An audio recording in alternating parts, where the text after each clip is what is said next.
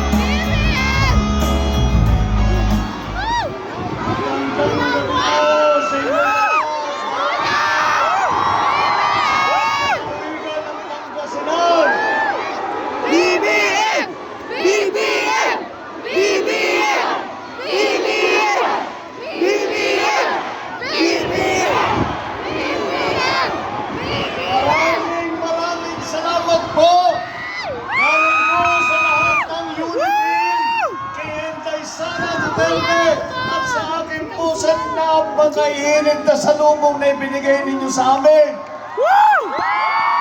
Hindi lang po dito sa Bayambang, kami pangalawang araw na po namin dito sa lalawigan ng Pangasinan. At lahat po ng napuntahan namin, ganito po ang nakita namin na salubong. Sulit! Ang Pangasinan sa'yo, BBM! Sulit!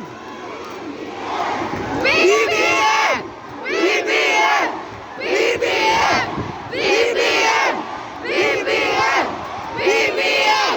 BBM! Napakahaba po ng aming dinaanan sa aming mga naging motorcade at ipinagmamalaki ko sa aking mga kasamahan. Sabi ko, pagpunta natin sa Region 1, pagpunta natin sa Norte, makikita ninyo, meron pa talagang solid North. Totoo ba? Para sa'yo, sino sila? Maliwanag na buhay ang solid North para sa unit team, para sa tambalang Marcos. Nakakataba po ng puso na makita ko kayong lahat. At alam ko po na marami po at yung iba po kahit na matagal na gantay, nakabilad sa araw. Tayo yun, tayo. Kami yan! Kami yan! Napilag kami! Pagdaan namin sa motorcade. UTI ay na lahat dito!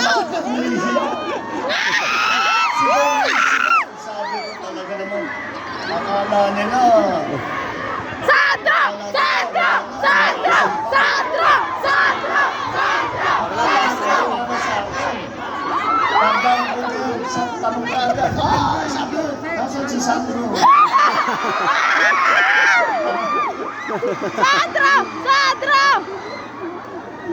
Hindi na bale, alam niyo po yung anak ko nandun sa Ilocos Norte. At siya'y tumatakbo bilang deputado ng Primera Distrito ng Ilocos Norte. Ngunit, paabutin ko ang inyong pagmamahal at mga sigaw sa kanya. At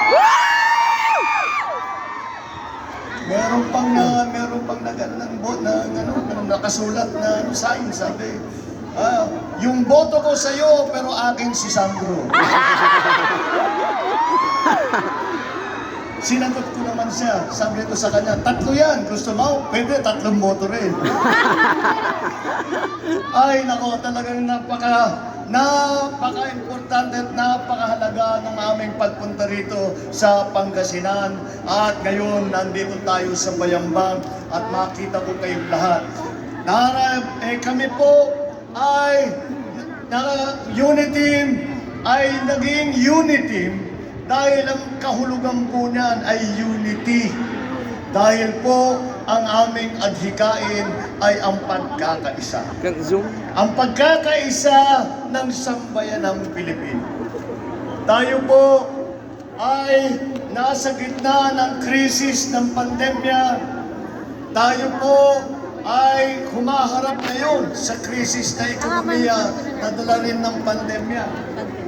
At kung meron po tayong natutunan dito sa mga pinagdaanan natin sa nakaraang 2 taon, ay ang bawat Pilipino ay nangangailangan ng tulong.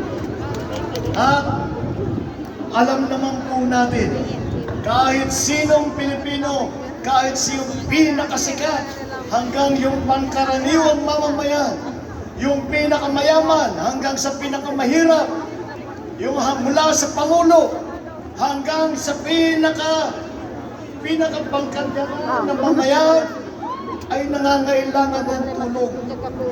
At alam naman po natin, wala na pong tutulong sa Pilipino kung hindi tayong mga Pilipino rin. Kaya naman po, ang pagkakaisa ay ang aming naging adhikain. Dahil sa aming pananaw, maliwanag na maliwanag ito ang pangangailangan. Ito ang unang hakbang upang tayo ay makabalik. Maliwanag naman po kasi, kung titignan natin, pag-aralan natin ang kasaysayan ng Pilipinas, alam naman natin lahat ng dinaanan nating krisis, lahat ng sakuna na dumating dito sa Pilipinas, lahat po ng problema, ng hamon na hinaharap ng mga Pilipino, tayo ay nakaraos dahil tayo nagkaisa, dahil tayo nagtutulungan, dahil tayo nagmamahalang mga Pilipino. Alam niyo naman po kaming unity sa nakaraang ilang linggo, sa nakaraang ilang buwan, ay tuloy-tuloy ang aming pag-ikot at ibinibigay namin at isinisigaw namin ang mensahe ng pagkakaisa. Ito ang aming naging adhikain dahil ito po ang aming nakita na pangangailangan sa panahon ito. Alam naman po natin na ang isang tao, kahit gaano kagaling, kahit gaano kasipat, kahit gaano kalalim ang pagmamahal sa bansa, ay isang tao lamang.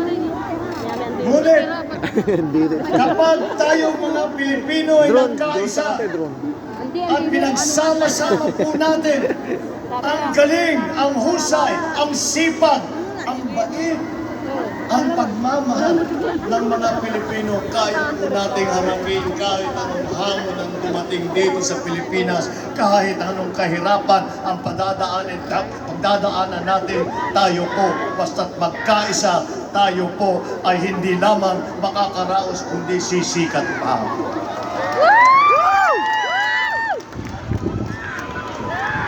Marami po tayong gagawin. Narinig nyo yung ibang mga pinag-usapan ng ating mga senador. Narinig nyo po si Inday Sara na pinag-uusapan niya ang mga problema na hinaharap natin. At ito po ay marami-rami. Kailangan po natin tulungan yung mga maliliit na negosyante na nawalan ng trabaho, na nawalan ng negosyo. Kailangan po natin ayusin ang ating agrikultura ng sapat ang pagkain. Dahil nakita po natin ng pandemya, biglang nagkulang ang pagkain natin dahil hindi tayo makapag-import.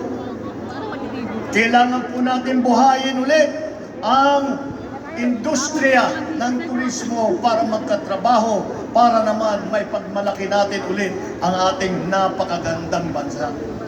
Kailangan po natin ituloy ang programa ng infrastruktura na sinimulan ng aking ama, tinuloy ni Pangulong Duterte sa Build, Build, Build. At ito po ay dadagdagan po natin at palalawakan natin pa. Isasama na po natin dyan yung tinatawag na digital infrastructure, yung internet natin po, dahil ang internet naging bahagi na ng lahat ng buhay natin. Kailangan po natin pagandahin ang ating sistema ng edukasyon, suportahan ang ating mga guro. Kailangan po natin pagandahin ang ating tinatawag na healthcare system sa pamamagitan ng pagtayo ng mga malalaking ospital at pagkalat ng yung RHU, yung Rural Health Unit, sa bawat barangay, sa bawat clustered barangay na binibisita ng doktor at saka ng nurse at saka ng midwife 2-3 beses sa isang linggo. Diyan po lahat, hindi lamang yan, ngunit marami pang gagawin. At hindi po kaya ng kahit pamahalaan lamang o yung mga mayayaman na korporasyon. Kailangan po ay lahat ng mga Pilipino ay magtulungan. Kailangan po lahat ng Pilipino ay nagmamahal sa kanyang mga kapwa. Alam niyo man po, sa pag-iikot-ikot po namin, ay nakikita po namin, kagaya rito, na napakainit ang pagtanggap ng ating kababayan sa mensahe ng pagkakaisa. Palagay ko dito sa Payambang, hindi ko na kailangan pag-usapan pa dahil maliwanag na nagkaisa na sa likod ng unity. BBM! BBM! BBM! BBM! BBM! BBM! BBM! BBM! Sa usapang pagkakaisa. Unang-una po, ang tambalan ng Marcos at saka Duterte ay napakagandang simbolo ng pagsasama at pagkakaisa. Hindi, ampikan mo. Kung ang isang kagaya ko na galing Norte at ang isang kagaya ni Inday Sara na nasa Davao sa Mindanao, dalawang nanggaling sa magkabilang dako ng buong Pilipinas ay kayang magsama, kaya rin naman siguro natin ipagkaisa ang buong Pilipinas. Pati na po ang ating mga senador. Sila po ay nanggaling sa iba't ibang mga partido. Ngunit para sa Pilipino, para sa Pilipinas, kami po lahat ay nagsanib puwersa upang lahat po ng kailangan tugunan na problema, lahat ng solusyon na kailangan dalhin sa taong bayan ay aming gagawin. Walang tigil po ang magiging trabaho namin dahil dyan.